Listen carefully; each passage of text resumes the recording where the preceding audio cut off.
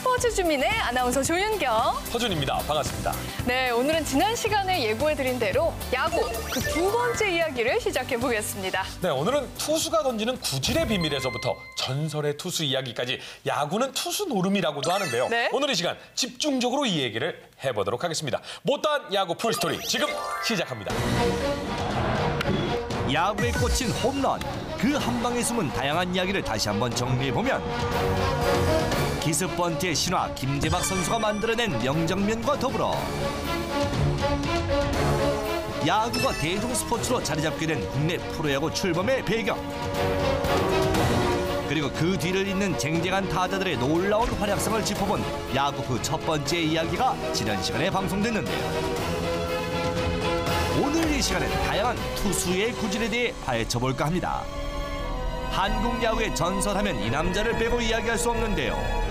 바로 지금의 야구를 있게 한 투수 박철순 선수.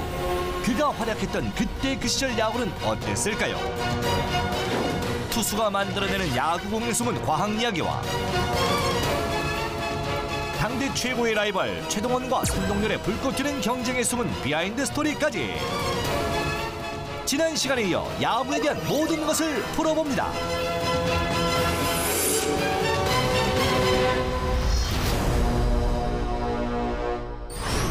네, 오늘 함께 이야기 나눌 전문가 두 분을 모셨습니다. 어서 오세요. 반갑습니다. 안녕하세요.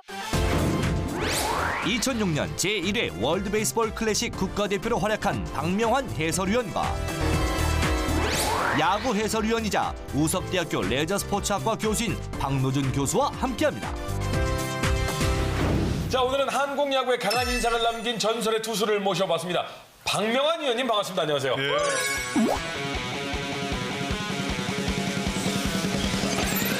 현역 시절 최고 시속 153km 강속구를 기록했던 박명환 선수. 트레이드마크인 고속 슬라이더로 상대방을 제압하고 2001년 한국 시리즈에서 두산 베어스 팀을 우승으로 이끌었던 주역이었는데요. 2015년 7월 삼성 라이온즈와의 경기에서는 부상을 이겨내고 무려 1789일 만에 선발승을 이끌어내며 주목을 받기도 했습니다. 박명환 해설위원님, 오늘 재밌는 야구 이야기 잘 부탁드릴게요. 야구를 사랑하는 저로서는 그때 그 순간 잊을 수가 없습니다. 2005년 6월 한참 햇빛이 뜨거워지던 그날 잠실에서 열린 두산 베어스와 하나 이글스의 경기에서 선발 투수셨는데 네. 모자를 투구를 네. 쫙 근데 모자가 툭 떨어지면서 2005년 6월에 펼쳐진 두산 베어스와 한화 이글스의 경기. 박명환 선수가 투구하는 도중 모자가 벗겨지며 함께 떨어진 이것의 정체는 바로 양배추였습니다. 아니, 그런데 왜 모자 속에 양배추를 넣은 걸까요? 이 사건 이후 양배추는 한국 프로야구 규칙위원회에서 이물질로 판정되었고 규정에 따라 더 이상은 양배추를 볼 수 없게 됐다는데, 그때 당시에 왜 양배추를 갖고 가셨죠? 그 갑상선 기능 항진증이 있었고요. 아, 네. 네, 저희 와이프가 이제 아이스박스에 양배추를 이제 9이닝까지 던지라고 9개 정도를 싸줬어요. 메인이 쓰고 나가라고. 네. 네네. 근데 이제 뭐 야구의 퀄리티 스타트라고 그래서 네네. 제가 이제 6이닝 정도 되면 이제 한 개씩 뭐 갈아 써가지고 했었는데, 근데 다음날 정말 일어나 봤더니 이제 스타가 돼 있는 거예요. 왜냐면 야구장에 딱 나갔는데 카메라가 한 열 몇 대가 딱 있는데, 아이고. 그래서 그때부터 이제 좀, 내가 좀 유명해졌구나 이런 생각.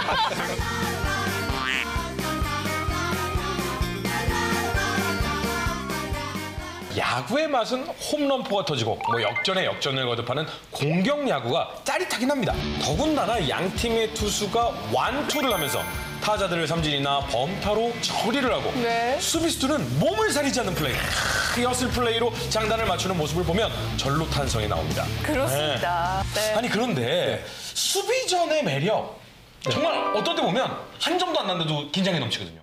디펜스가 돼야지만이 좋은 성적을 내요. 한국의 혜택, 그다음에 삼성, 그다음에 일본의 요미우리, 미국의 뉴욕 양키스 모두 우승을 많이 한 각 나라의 팀들인데 네. 대대적으로 그 투수 보강하고 투수력이 강했던 팀들의 공통점이에요. 그러니까 이런 면을 봤을 때 야구는 투수 노름이다라는 걸 다시 한번 말씀드리고 싶고요. 네. 그렇다 그러면 우리 프로야구에서 대표적 투수는 원년 때부터 22연승을 했던 박철수 선수를 빼놓을 수가 없죠. 비싸죠. 대학 대표 선수로 이제 그 국제대회에 참가를 했는데 미국에 가서 스카우트들이 이 박철수 선수 던지는 걸 본 겁니다. 147km, 148km. 어쩌다가는 이제 150km가 나오니까 그때 당시 제 기억은 미러키 팀인가 그런데 그 마이너로 이제 스카웃을 해가지고 거기서 이제 그 교육을 받은 거죠. 게임을 하면서. 그래가지고 굉장히 당시 화제가 됐어요. 미국 마이너리그에서 활동했던 박철순 선수는 1982년 프로야구 출범을 앞두고 귀국했는데요. 오늘날 두산 베어스의 전신인 오비 베어스의 원년 멤버로 입단한 박철순 선수. 당시 강속구는 물론 변화구까지 다양한 구질을 선보였던 그는 마운드에 독보적인 강자로 등극했습니다. 1982년 한국 시리즈 6차전 삼성 라이온즈와의 대결에서는 끝까지 포기하지 않는 불사조 정신으로 경기를 이끌었고 오비 베어스를 초대 우승팀으로 이끈 견인차 역할까지 톡톡히 해냈는데요. 박철순 선수, 한국 프로야구 역사상 22연승이라는 대기록을 작성했던 살아있는 전설로 손꼽히고 있습니다. 근데 이제 2년 동안이나 국내 야구는 전혀 접하지 못하고 국내 선수들도 접하지 못했는데 어떻게 프로야구에 잘 적응을 하게 된 건가요? 네, 기본적으로 박철순 선수가 연대 다니는 시절부터 공이 빨랐고요. 그다음에 변화구를 잘 던졌었어요. 네. 그리고 손가락이 굉장히 깁니다. 예, 길고 미국에 가서 수비라든지 견제라든지 그 자기 앞에 타구가 갈 때 막 몸을 사리지 않고 네, 맞아요. 막 쓰러지고 잡아내는 모습 많이 봤었을 겁니다. 그런 모습을 마이너리그에서 배운 거예요. 그다음에 당시에 생전 처음 듣도 보도 못한 너클볼을 배워가지고 새로운 볼을 배워갖고 왔죠. 너클볼을. 저 역시도 그 박 선배님이랑 이제 처음에 96년도 네네. 당시에 이제 룸메이트였어요. 뭐 그때 당시에 이제 불사조라는 별명을 가지셨는데 뭐 아킬레스건도 그때 끊어지셨고 뭐 허리도 이제 수술하셨고 그때 당시에 이제 40세인데 뭐 145km의 강속구를 던졌고 저희 어린 선수들한테는 어떻게 보면 꿈과 그런 희망을 주시는 분이었고요. 1982년 방어율 1위에 이어 정규리그 MVP까지 거머쥔 박철순 선수는 1995년 한국 시리즈에서 또다시 오비베어스 팀을 우승으로 이끌었는데요.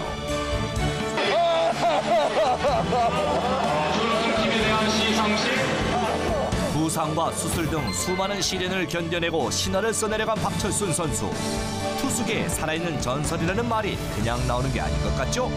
사실 지금의 프로야구도 보면 뭐 직구 그리고 뭐 커브, 슬라이더, 뭐 싱커 뭐 이 정도 얘기들은 많이 듣습니다. 체인지업 정도. 그렇죠. 너클볼은 지금도 별로 잘 안 보이는데 그렇죠. 일반 투수들의 구질과 뭐가 다릅니까? 포심을 잡게 되면 하나, 둘, 셋, 네 개의 실밥이 공기를 헤치고 나가기 때문에 140km, 150km가 나오는 겁니다. 변화가 떨어진다든지 많이 떨어진다든지 하는 변화를 주는 것은 말 그대로 이제 스플릿 핑거스볼, 포크볼 이런 식이 되는 거죠. 그다음에 이제 서클 체인지업도 있고 판볼도 있고 조금 전에 말씀드린 이 너클볼도 이렇게 해서 튕기면서 던지는 겁니다. 이 회전을 덜 매기게 되면 공기를 헤치고 나가는 힘이 약해지는 대신 공은 움직임이 더 심하다. 나비처럼 춤을 춘다. 그럼 타자들이 공은 약하지만 움직이면서 오기 때문에 그것을 스윗스팟을 제대로 맞추기 어렵기 때문에 범타가 많이 나온다라는 것입니다. 이것을 박철순 선수가 이것을 가지고 이제 연승을 하게 된 계기가 된 거죠.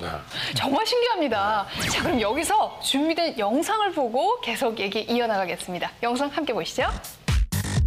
캐치볼을 하고 있는 야구부 선수들. 던지고 받는 야구공에도 숨겨진 과학이 있다는데요. 야구공의 구질에 대해 자세하게 살펴보겠습니다. 직구의 일종인 포심 패스트볼과 투심 패스트볼, 그리고 변화구의 일종인 슬라이더와 포크볼을 비교해 볼 텐데요. 구질들의 차이점을 지금부터 보여드리겠습니다. 직구의 일종인 포심 패스트볼은 투수가 던지는 가장 기본적인 구종으로 공의 방향이 직선으로 날아가는 반면 변화구의 일종인 커브볼은 투수가 타자의 타이밍을 뺏기 위해 많이 사용되는 구질로 아래 위 낙차가 크다는 특징이 있죠. 커브볼의 공의 진행 방향이 휘는 이유는 마구누스 효과 때문인데요. 마구누스 효과란 물체가 회전할 때 압력이 높은 곳에서 낮은 곳으로 휘어지며 나가는 현상을 말합니다.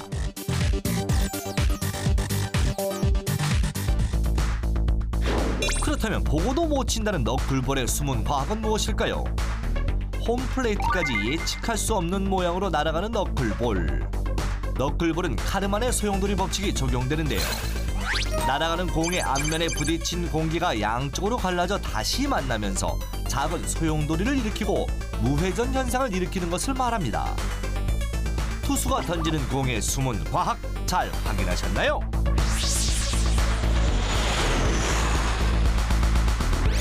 이건 뭐 실밥에만 과학이 있는 게 아니라 쥐는 법부터 시작해가지고 모든 게 다 과학이다 라는 생각이 좀 드는데 갑자기 궁금한 게 메이저리그의 야구 경기를 보다 보면요. 네. 공 색깔이 우리는 하얗거든요. 맞아요. 근데 메이저리그는 누리끼리 누래요.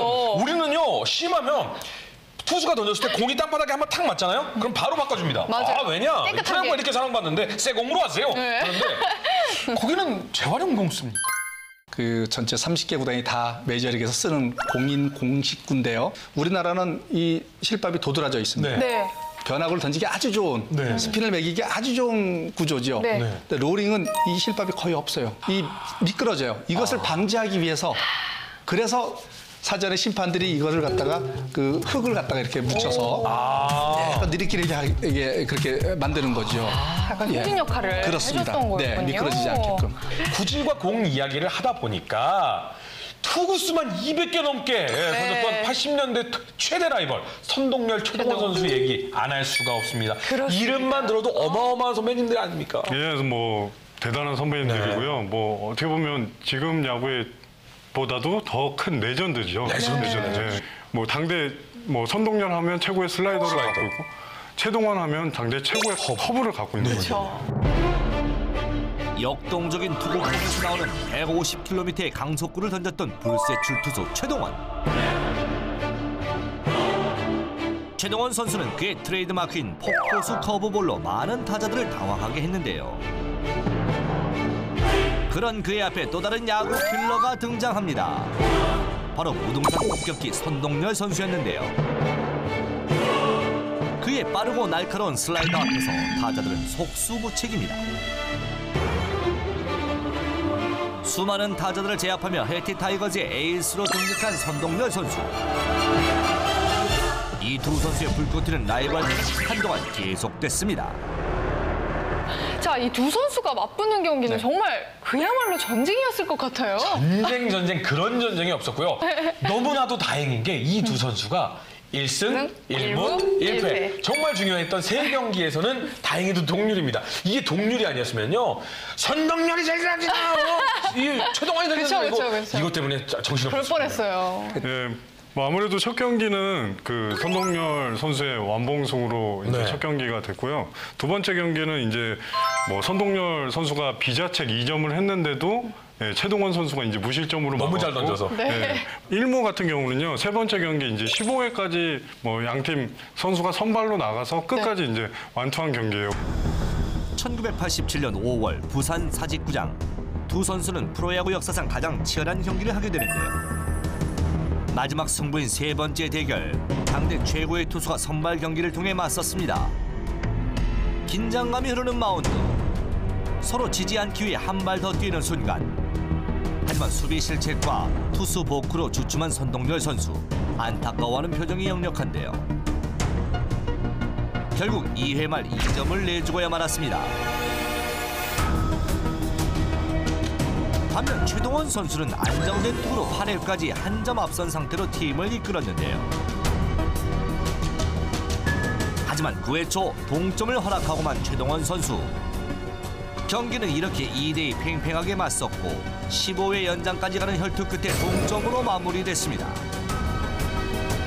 당시 선동열 선수는 232개의 투구를, 최동원 선수는 209개의 투구를 기록했는데요. 이날의 경기는 야구 역사를 새롭게 쓴 영경기로 꼽히고 있습니다. 네, 두 선수 이야기 정말 재밌습니다. 이후 이 선동열, 최동원 선수를 잇는 후배 투수들이 정말 무섭게 등장을 했죠. 이 메이저리그에서 활약한 박찬호, 그 뒤를 이은 류현진 선수까지. 1994년 한국 선수 최초로 메이저리그에 진출했던 박찬호 선수. IMF 시절을 겪으며 힘들었던 순간에도 박찬호 선수의 경기를 보며 희망을 잃지 않았던 그때 기억하시나요? 150km의 강속구로 18승까지 거머쥐었던 박찬호 선수의 활약상은 아직도 회자되고 있습니다. 그리고 그 뒤를 잇는 괴물투수 류현진 선수가 등장하는데요. 그는 제구력이 완벽한 선수로 손꼽힙니다. 역시 선배인 박찬호 선수에 이어 2013년 LA 다저스에 입단하는데요. 엄청난 힘의 투구로 주목을 받은 류현진 선수는 입단 첫 해 14승을 기록하며 한국 야구의 위험을 떨치고 있습니다.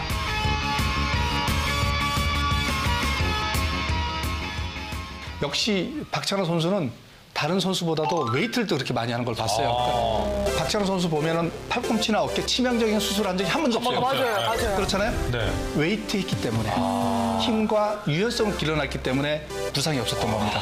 그러면 주 무기는 뭘로 통했기 때문에 성공했을까요? 박찬호 선수는 빠른 볼이었잖아요. 박찬호 선수는 150km 넘어. 살아오르는 빠른 볼. 박찬호 선수는 그 빠른 커브도 아니고 슬라이드도 아닌 슬러브라는 이름을 슬러브를 붙여가지고 했던 기억을 할 겁니다, 여러분들. 커브를 강하게 쐈던 겁니다. 류현진 선수가 네. 정말 거침없이 승수를 쌓아 나가서 뭐 다저스의 유니폼을 입자마자 10승고지를 정복을 했습니다. 이거 네. 정말 대단한 기록이죠. 들어가자마자요. 저는 LG 시절 때 뭐 덕아웃에서 경기를 지켜봤는데요. 네네. 삼진을 17개 먹더라고요. 얼마나 큰 괴물이며. 네. 제가 생각할 때는 또 프로의 그런 경험들이 국내 야구의 그런 경험들이 있었기 때문에 가능하지 않을까. 모든 야구 선수들의 꿈의 무대 메이저리그. 그곳에서 대한민국 선수들이 활약하는 모습을 종종 볼 수 있는데요. 앞으로도 더 많은 선수들이 메이저리그에 진출해 멋진 장면을 만들어내길 스포츠 주민이 응원할게요. 자, 그리고 여기서 짚고 넘어갈 것이 야구의 꽃은 홈런이라고 많이들 얘기하는데 네. 투수한테 꽃은 뭐 완투, 완봉, 그 이후에 더 잘하면 노히트 노런, 퍼펙트 게임. 야, 영화 제목으로도 퍼펙트 게임 있는 거 아니겠습니까? 네. 이래서. 노이트 노로는 1대0으로 이겼단 말입니다. 이겨야 돼요. 이기고 그 점수를 한 점도 안 주고 안타도 하나도 안 맞고 안타를 안 맞고. 실책이나 볼넷은 들어가 있어요. 실책이나 볼넷으로 1루간 시작가 나도 상관은 없고. 그렇습니다. 네. 퍼펙트는 말 그대로 완전 경기. 실책도 없어야 되고 몸에 맞는 볼도 없어야 되고 볼넷도 없어야 돼요. 단 한 번에 1루 허용도 하지 않는. 27타자 중에 1루를 밟는 선수가 하나도 없어야 되는 거. 혼자 잘한다고 되는 것이 아니라 야수가 도와줘야 되는 거예요. 그렇죠. 내야 땅볼인데 야수가 실책을 해버리면 퍼펙트가 깨지는 거예요. 그렇죠.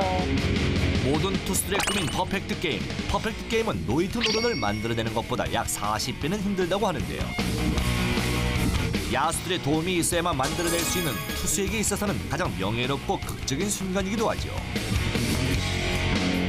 현재까지 우리나라 프로야구에서는 퍼펙트 게임이 나오고 있지 않아서 더욱 기대가 되고 있는데요. 지난 2011년 롯데와 한화 2군 경기에서 이용훈 선수가 단 한 번의 퍼펙트 게임을 달성시켰습니다. 이 기록은 프로야구 출범 이래 1군과 2군 경기를 통틀어 최초의 기록으로 꼽히는데요. 이후 자신감을 얻은 이용훈 선수. 2012년 6월 LG와의 1군 경기에서 선발 투수로 마운드에 섰습니다. 이날 이용훈 선수는 야수들의 도움으로 8회까지 퍼펙트 경기를 펼쳤는데요. 앞으로 퍼펙트 게임을 달성하기까지 8회 1사 아웃카운트 5개가 남은 상황. 하지만 최동수 선수의 안타로 퍼펙트 게임은 아쉽게 깨지고 말았습니다. 그래도 완벽한 투구를 보여준 이용훈 선수에게 박수를 보내고 싶네요.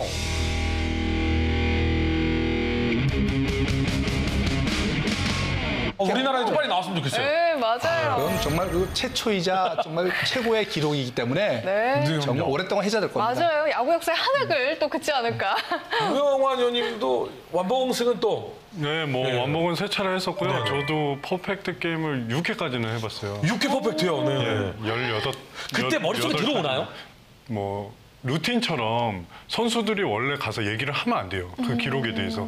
그러면 이제 깨진다는 얘기죠. 야, 너 몇 회까지 지금 노이트야? 이렇게. 네. 그런 얘기 하지 말아라. 네, 근데 정승훈 선수가 7회가 됐는데 와서 장난으로 야, 너 노이트로 하겠다 그랬는데 8회 깨졌습니다. 아이고. 바로 이사해. 장난을 패턴이 너무 심해요. 김수빈 선수는. 그 캐스터가 모르고 언급하는 순간 깨져요. 참 신기해요. 아, 그것이. 캐스터도 얘기하면 안 되는군요. 다 같이 얘기하면 안 되네요. 혹시라도 제가 하게 되면은 절대 조심하겠습니다. 자, 그런데 이렇게 엄청난 투구를 하다 보면 부상을 피하기가 좀 어려울 것 맞아요. 같습니다. 이 네. 투수들에게 숙명처럼 따라다니는 이 부상에 대해서 이야기를 하지 않을 수가 없는데요. 야구 선수들에게 부상은 정말 늘 따라다닌다고 함께하죠. 봐야겠죠. 네, 뭐 이 토미전이라는 선수가 미국에서 처음 수술을 했기 때문에 이름이 이제 토미전이라고 해서 나온 게 이제 토미전 서저리라는 네. 그 수술이고요. 미국에서는 90% 확률이라고 그래요. 네. 실패 확률이 그래요? 10%고. 기술이 많이 발달했네요. 네, 그리고 이쪽에 있는 인대를 이쪽으로 이제 바꿔 끼는 거예요. 네. 투수들이 하는 게. 근데 그거를 이제 바꿔 끼면 자기가 인식하는데 1년 6개월이라는 시간이 걸려요. 자기 건데도. 네. 왜냐면 새 거를 갖다 꼈기 때문에 그래서 잘 관리해서 쓰면은 이제 10년 정도 쓴다고 해요. 대표적으로 제일 먼저 받은 투수가 현대의 정민태 선수. 그 선수가 이 토미전 수술을 받은 후에 5년 연속 200이닝을 던졌어요. 이게 이 장착이 되면 더 튼튼해집니다. 스피드가 회적으로 더 났어요. 수술하기 전보다. 이것은 제가 볼 땐 그렇습니다. 물론 그 튼튼해진 것도 있지만 심리적으로도 더 자신감이 생기고 또 이렇게 더 그 재활을 하면서 강해졌기 때문에 팔이라든지 인대가 강해졌기 때문에 그렇게 많은 그 이닝을 소화하지 않느냐. 네, 또한 야구를 보다 보면요. 감동적인 장면들이 정말 많죠. 또 그중에서도 장애를 극복한 투수, 미국의 짐 에버트 이야기는 많은 이들에게 또 여운을 남겼죠. 짐 에버트 선수를 처음 알게 된 것이 88년 서울 올림픽 때였습니다. 미국 대표 선수로 참가를 했는데 짐 에버트 선수가 왼손잡이인데 오른손에 이 손이 없는 거예요. 그래서 여기다가 글러브를 걸치고 던지고 그다음에 얼른 깨서 왼손에 끼고 글러브를 끼고 타고 나가는 걸 잡고 1993년 9월에 펼쳐졌던 클리블랜드 인디언스와 뉴욕 양키스의 경기에서 9회 2아웃까지 한 개의 안타도 허용하지 않았던 짐 에버트 선수가 눈길을 끌었죠. 조막손으로 노히트 노런이라는 대기록을 달성한 그는 희망이 사라질 때까지 결코 불가능이란 없다는 명언을 남기기도 해 화제가 됐습니다. 이번에는 한번 화제를 전환해 보도록 하겠습니다. 등번호 이야기인데요. 박명 선수 시절에 등번호가 몇 번이셨죠? 네, 저는 뭐 27번이었는데요. 27번이요. 네, 뭐 NC 시절 마지막에는 이제 야구를 못 하다 보니까 27번을 못 따는 거예요. 근데 저는 어렸을 때 이제 충암고등학교를 나왔는데 거기 팀의 에이스는 27번 번호예요. 아, 충암교에서는 27번이 그래요? 에이스군요. 네, 그래서 뭐 공을 일단 3학년 돼서 이제 조금 뭐 봉황대교 우승도 하고 잘하니까 네. 이제 물려주는 번호죠. 아하. 국내 은퇴 선수 중에 이제 등번호에 애착이 굉장히 있거나 혹은 구단에서 이 선수의 번호에 너무나도 큰 의미를 두는 맞아요. 경우에 영구결번이라는 게 영구결번. 있잖아요. 한국 야구의 역사를 새롭게 쓴 레전드 선수들 정말 일일이 나열할 수 없을 정도로 많죠. 이들의 공헌을 기리기 위해 구단들은 영구 결번을 지정하게 됐습니다. 통산 전적 126승 227세이브를 기록했던 LG 트윈스의 김용수 선수의 등번호 41번. 1982년 22연승을 기록한 불사조 두산 베어스의 박철순 선수의 등번호 21번도 영구 결번으로 등록되었죠. 그리고 한국 프로야구 리그에서 통산 3,000이닝 투구를 기록한 한화 이글스 송진우 선수 등번호 21번과 삼성 라이온스 양준혁 선수의 등번호 10번도 영구 결번으로 등록됐습니다. 94년 타율, 득점, 안타, 도루, 출루율 1위를 달성한 기아 타이거즈의 이종범 선수의 등번호 7번을 비롯해 프로야구 선수 12명의 등번호가 영구 결번으로 지정되었습니다. 메이저리그는 매해 한 번씩 모든 선수가 등번호를 네. 같이 하는 날이 있죠. 그렇습니다. 예, 참 그 야구 상식 정말 많이 합니다. 저도 왕년에 야구 좀 했습니다. 매년 4월 15일이면은 모든 선수들이 그 42번을 달고 야구장에 게임을 맞습니다, 합니다. 그날 경기는 모두 42번을 달고 경기를 해요. 네. 30개 구단 전체가 그 제키 로빈슨이라고 네. 최초의 흑인 선수를 맞습니다. 기리기 위한 일이 그 날이거든요. 흑인 선수 최초로 브루클린 다저스에 입단했던 제키 로빈슨은 백인 선수들 사이에서 온갖 비난과 차별을 겪으면서도 데뷔 첫 해에 당당하게 신인왕을 차지한 선수인데요. 그는 1962년 흑인 선수 최초로 명예의 전당에 헌액되기도 한 메이저리그 전설의 스타입니다. 자, 오늘 얘기도 정말 많이 풍성하게 해봤는데요. 네. 마지막으로 우리 박명환 의원님께 한번 또 짓궂은 질문 한번 들어가겠습니다. 예.